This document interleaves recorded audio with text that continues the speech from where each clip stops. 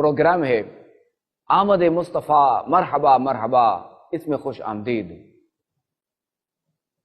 آج ہم فتح مکہ کے بارے میں سنتے ہیں کہ جب مکہ مکرمہ فتح ہوا تو اس وقت پیارے آقا صلی اللہ تعالی علیہ وآلہ وسلم کی کس انداز میں مکہ شریف میں آمد ہوئی۔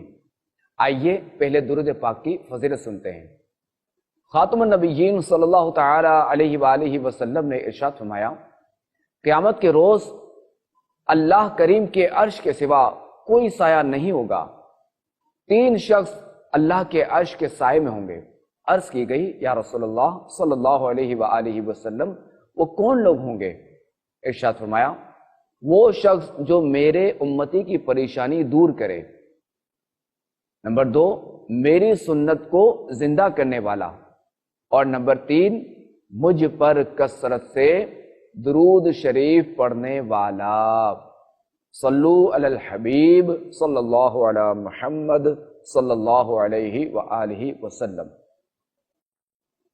مدنی چینل کے ناظرین، فتح مکہ جسے مسلمانوں کی فتح عظیم بھی کہا جاتا ہے، عہد نبوی کا ایک غزوہ ہے جو 20 رمضان المبارک سن 8 ہجری کو پیش آیا، اور اس غزوے کی بدولت مسلمانوں کو شہر مکہ پر فتح نصیب ہوئی، اور اس غزوے کا سبب قریش مکہ کی جانب سے اس معاہدے کی خلاف ورزی تھی کہ جو ان سے حدیبیہ کے مقام پر ہوا تھا۔ قرآن مجید و فرقان حمید میں اللہ کریم ارشاد فرماتا ہے، اِنَّا فَتَحْنَا لَكَ فَتْحًا مُبِينًا، ترجمہ کنز ایمان، بے شک ہم نے تمہارے لیے روشن فتح فرما دی۔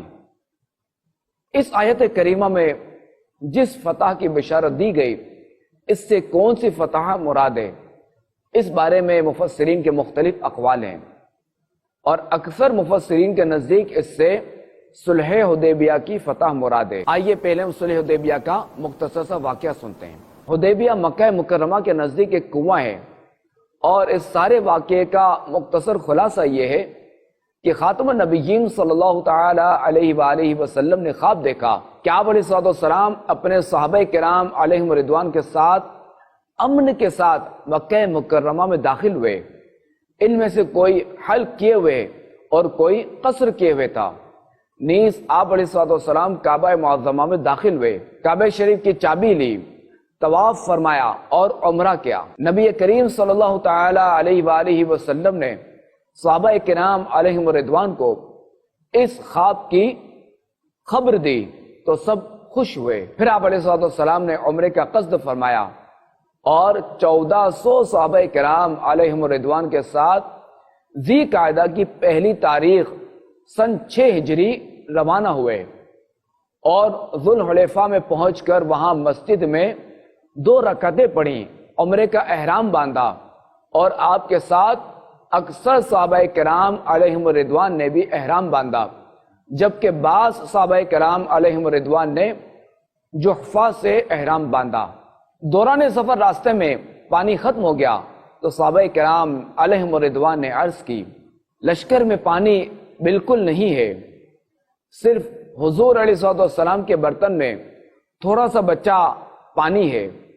تو آپ علیہ السلام نے اپنے برتن میں اپنا ہاتھ مبارک ڈالا تو مبارک انگلیوں سے پانی کے چشمے جوش مارنے لگے، اور پھر سارے لشکر نے پانی پیا اور وضو کیا۔ انگلیاں ہیں فیض پر ٹوٹے ہیں پیاسے جھوم کر، ندیاں پنجاب رحمت کی ہیں جاری، واہ واہ۔ جب مقام عصفان میں پہنچے تو خبر آئی کہ کفار قریش بڑے ساز و سامان کے ساتھ جنگ کے لیے تیار ہیں۔ جب حدیبیہ کے مقام پر پہنچے تو پھر پانی ختم ہو گیا، یہاں تک کہ لشکر والوں کے پاس ایک قطرہ نہ رہا، اور اوپر سے گرمی بھی شدید تھی۔ رسول کریم صلی اللہ تعالی علیہ وآلہ وسلم نے کنویں میں کلی فرمائی تو اس کی برکت سے کنواں پانی سے بھر گیا۔ پھر سب نے وہ پانی پیا اور اپنے اونٹوں کو پلایا۔ یہاں کفار قریش کی طرف سے حال معلوم کرنے کے لیے کئی شخص بھیجے گئے، اور سب نے جا کر یہی بیان کیا کہ محمد صلی اللہ علیہ وسلم عمرے کے لیے تشریف لائے ہیں، جنگ کا ارادہ نہیں ہے، لیکن انہیں یقین نہ آیا۔ آخر کار انہوں نے عروہ بن مسعود ثقفی کو حقیقت حال جاننے کے لیے بھیجا۔ یہ طائف کے بڑے سردار اور عرب کے انتہائی مالدار شخص تھے۔ انہوں نے آ کر دیکھا کہ محمد بن عبداللہ صلی اللہ تعالی علیہ وآلہ وسلم اپنے ہاتھ دھوتے ہیں تو صحابہ کرام علیہم رضوان تبرک کے طور پر غسالہ شریف حاصل کرنے کے لیے ٹوٹ پڑتے ہیں۔ اگر کبھی لعاب دہن ڈالتے ہیں تو لوگ اسے حاصل کرنے کی کوشش کرتے ہیں، اور جس کو وہ حاصل ہو جاتا ہے تو وہ اپنے چہرے اور بدن پر برکت کے لیے مل لیتا ہے، جس میں اقدس کا کوئی بال گرنے نہیں پاتا۔ اگر کبھی جدا ہوا تو صحابہ کرام علیہم رضوان اسے بہت ادب کے ساتھ لیتے اور جان سے زیادہ عزیز رکھتے ہیں۔ اور جب محمد بن عبداللہ صلی اللہ علیہ وسلم کلام فرماتے ہیں تو سب خاموش ہو جاتے ہیں۔ حضور اکرم صلی اللہ تعالی علیہ وآلہ وسلم کے ادب و تعظیم کی وجہ سے کوئی شخص اوپر کی طرف نظر نہیں اٹھا سکتا۔ اب عروہ نے قریش سے جا کر یہ سب حال بیان کیا اور کہا، میں فارس، روم اور مصر کے بادشاہوں کے درباروں میں گیا ہوں، مگر میں نے کسی بادشاہ کی یہ عظمت نہیں دیکھی جو محمد مصطفیٰ صلی اللہ تعالی علیہ وآلہ وسلم کی عظمت ان کے اصحاب میں ہے۔ مجھے اندیشہ ہے کہ تم ان کے مقابلے میں کامیاب نہ ہو سکو گے۔ قریش نے کہا، ایسی بات مت کہو، ہم اس سال انہیں واپس کر دیں گے، وہ اگلے سال آئیں۔ عروہ نے کہا کہ مجھے اندیشہ ہے کہ تمہیں کوئی مصیبت پہنچے گی۔ یہ کہہ کر وہ اپنے ساتھیوں کے ساتھ طائف واپس چلے گئے، اور اس واقعے کے بعد اللہ کریم نے انہیں اسلام کی دولت عطا فرمائی۔ اسی مقام پر خاتم النبیین صلی اللہ تعالی علیہ وآلہ وسلم نے اپنے اصحاب سے بیعت لی، جسے بیعت رضوان کہتے ہیں۔ بیعت کی خبر سے کفار خوف زدہ ہو گئے، اور ان کے رائے دینے والوں نے یہی مناسب سمجھا کہ صلح کر لیں۔ چنانچہ صلح نامہ لکھا گیا، اور آئندہ سال خاتم النبیین صلی اللہ تعالی علیہ وآلہ وسلم کا تشریف لانا قرار پایا، اور یہ صلح مسلمانوں کے حق میں بہت نفع مند ہوئی، بلکہ نتیجوں کے اعتبار سے فتح ثابت ہوئی۔ اسی لیے اکثر مفسرین قرآن مجید کی اس آیت مبارکہ کو، جس میں اللہ کریم ارشاد فرماتا ہے، اِنَّا فَتَحْنَا لَكَ فَتْحًا مُبِينًا، بے شک ہم نے تمہارے لیے روشن فتح فرما دی، اس فتح سے صلح حدیبیہ مراد دیتے ہیں۔ اور بعض مفسرین وہ تمام اسلامی فتوحات مراد دیتے ہیں جو آئندہ ہونے والی تھی، جیسے مکہ مکرمہ، خیبر، حنین اور طائف وغیرہ۔ اس صورت میں یہاں فتح کو ماضی کے صیغے سے اس لیے بیان کیا گیا کہ ان فتوحات کا واقع ہونا یقینی تھا۔ صلح حدیبیہ کی شرائط میں یہ بھی تھا کہ فریقین کے مسلمان اور قریش مکہ جو کہ غیر مسلم تھے، یہ 10 سال تک جنگ نہیں کریں گے، اور اس کے ساتھ ساتھ معاہدے میں ایک بات یہ بھی طے پائی کہ عرب کے دیگر قبائل کو یہ اختیار ہوگا کہ وہ دونوں فریقوں میں سے جس کے ساتھ چاہیں باہمی امداد کا معاہدہ کر لیں۔ عرب کے 2 قبیلے خزاعہ اور بنو بکر تھے جو ایک دوسرے کے جانی دشمن تھے، اور ان میں بہت عرصے سے لڑائیاں جاری تھیں۔ صلح حدیبیہ کے بعد قبیلہ خزاعہ مسلمانوں کا دوست بن گیا اور مسلمانوں کے ساتھ معاہدہ کر لیا، اور بنو بکر نامی قبیلے نے قریش کے ساتھ اتحاد کر لیا۔ اب چونکہ صلح کے معاہدے کی وجہ سے مسلمانوں کی طرف سے حملے کا کوئی امکان نہیں تھا، چونکہ مسلمان وعدے کے پابند تھے، معاہدے کی پاسداری کے پابند تھے، معاہدے کی پاسداری کرتے تھے، جس بات کا کفار کو بالکل یقین تھا کہ مسلمان وعدہ خلافی نہیں کرتے۔ تو اس لیے بنو بکر کی ایک شاخ بنو نفاسہ نے موقع غنیمت جانتے ہوئے کفار قریش کے ساتھ مل کر بنو خزاعہ پر اچانک حملہ کر دیا، اور یہ حملہ واضح طور پر صلح حدیبیہ کے معاہدے کی خلاف ورزی تھی، جس میں بنو خزاعہ کو بہت جانی نقصان اٹھانا پڑا۔ اور اس واقعے کی خبر جب خاتم النبیین صلی اللہ تعالی علیہ وآلہ وسلم کو پہنچی تو آپ علیہ السلام نے قریش کی طرف پیغام بھیجا کہ 3 شرطوں میں سے کوئی ایک شرط قبول کر لیں۔ نمبر 1، خزاعہ کے مقتولین کا خون بہا، یعنی ان کے قتل کا بدلہ دیں۔ نمبر 2، بنو نفاسہ کی حمایت سے دستبردار ہو جائیں، ان سے اتحاد ختم کر دیں اور ان کی حمایت سے پیچھے ہٹ جائیں۔ نمبر 3، یا پھر اعلان کر دیں کہ حدیبیہ کا معاہدہ ٹوٹ گیا۔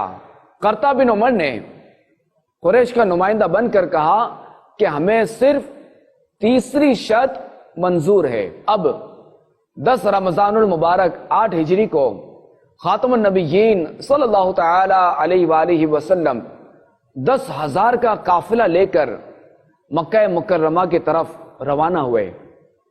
مکہ شریف پہنچ کر آپ علیہ السلام نے یہ رحمت بھرا فرمان جاری فرمایا کہ جو شخص ہتھیار ڈال دے گا اس کے لیے امان ہے، جو شخص اپنا دروازہ بند کر لے گا اس کے لیے امان ہے، جو مسجد حرام میں داخل ہو جائے گا اس کے لیے امان ہے۔ مزید فرمایا کہ جو شخص ابو سفیان کے گھر میں داخل ہو جائے اس کے لیے بھی امان ہے۔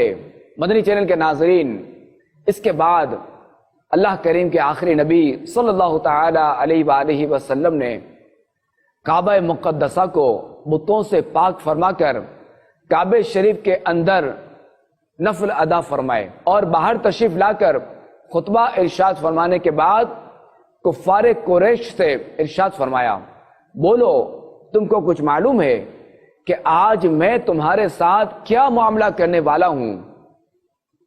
کفار مکہ آپ علیہ السلام کی رحمت کو مد نظر رکھتے ہوئے بولے، اخن کریم وابن اخن کریم، آپ کرم والے بھائی اور کرم والے بھائی کے بیٹے ہیں۔ نبی کریم صلی اللہ تعالی علیہ وآلہ وسلم کی رحمت جوش میں آئی اور یوں فرمایا، لا تثریب علیکم اليوم فاذهبوا انتم الطلقاء، یعنی آج تم پر کوئی الزام نہیں، جاؤ تم آزاد ہو۔ اب بالکل غیر متوقع طور پر یہ اعلان سن کر کفار جوک در جوک دائرہ اسلام میں داخل ہونے لگے۔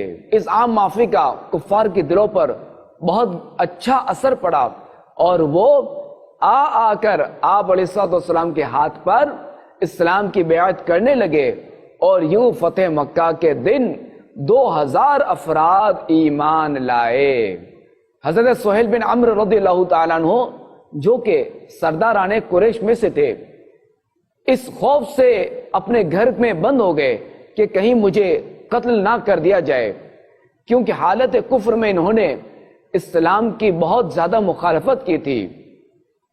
ان کے بیٹے جو کہ مسلمان تھے، انہوں نے ان کے ہاتھ خاتم النبیین رحمت للعالمین صلی اللہ تعالی علیہ وآلہ وسلم کی بارگاہ میں امان کا پیغام بھیجا، تو آپ علیہ السلام نے انہیں امان عطا فرما دی، اور اس کے بعد وہ ایمان لے آئے۔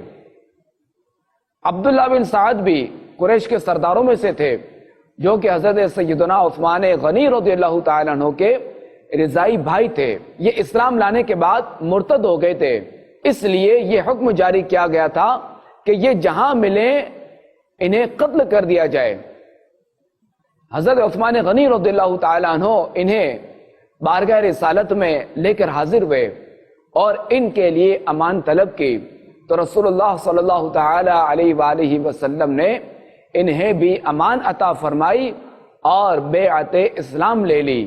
یوں یہ بھی مسلمان ہو گئے اور ایسے زبردست مسلمان ہوئے کہ پھر کوئی ایسی بات ان سے سرزد نہ ہوئی کہ جو ان کے دین کو داغدار کرے۔ حضرت سیدنا امیر معاویہ رضی اللہ تعالیٰ عنہ جو کہ پہلے سے اسلام لا چکے تھے، خاتم النبیین صلی اللہ تعالیٰ علیہ وآلہ وسلم پر ایمان لا چکے تھے، تو آج انہوں نے بھی جو ہے وہ اپنے ایمان کا اظہار کر دیا اور اپنے اسلام لانے کا اعلان کر دیا، جبکہ ان کے والد محترم حضرت ابو سفیان رضی اللہ تعالیٰ عنہ سمیت کئی اہم شخصیات فتح مکہ کے موقع پر اس دائرہ اسلام میں داخل ہوئے، جن میں سے چند نام یہ ہیں: حضرت ابو قحافہ، حضرت حکیم بن حزام، حضرت جبیر بن مطعم، حضرت عبد الرحمن بن سمورہ، حضرت عتاب بن اسید، حضرت عتاب بن سلیم